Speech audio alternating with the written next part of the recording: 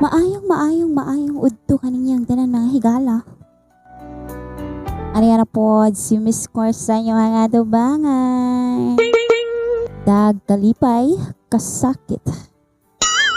Bito mga higala, gimingaw na ko ninyo Gimingaw na ko sa tinang mga friends na ko. Charis. Mga higala na alam ko i-share sa inyo kadali. Na ako ay friend nga nangay siya advice ka na ako. Kay maayo kaay siya sa mga tao, gitabangan niya ang mga tao pero gidautan siya. Murag gihimo siya center of attraction. Gitabangan siya. Mahigala sa may angay na ako isulti kaniya. Kay ako dili pog ko perfect. Mga mag-advise kay labaw pud ko nga kailangan advicean pod ginagmay. Mga higala, giingnan na ako siya nga listen learn. Kaysa tinudaan ay lang, walay makatabang sa imuha na mga friends, kundi ang imuhang kaugalingway. Ningon ko kaniya nga, kung unsi mga plano nimo sa imuhang kinabuhi, dili nimo kailangan i-share sa ubang mga tao. Kay wa kakabalo bisag ingnon nato nga close kaayo mo.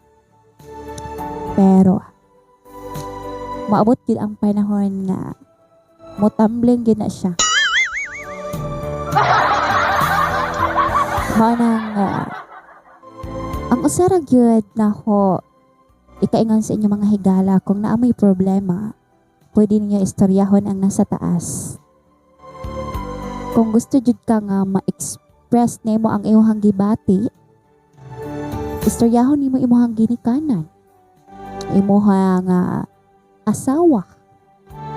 Kay sila gyud ang makasabot kanimo. Sila ang makatabang kanimo.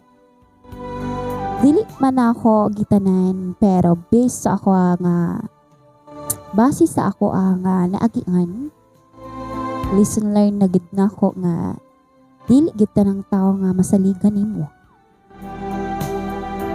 Kay moabot gid ang panahon nga siraan jud ka bisag unsa nimo ka maayo.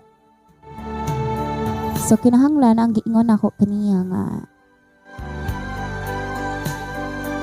kung unsay mga plano nimo sa imong kinabuhi, kung unsay nahitabo sa imong kinabuhi, dili kinahanglan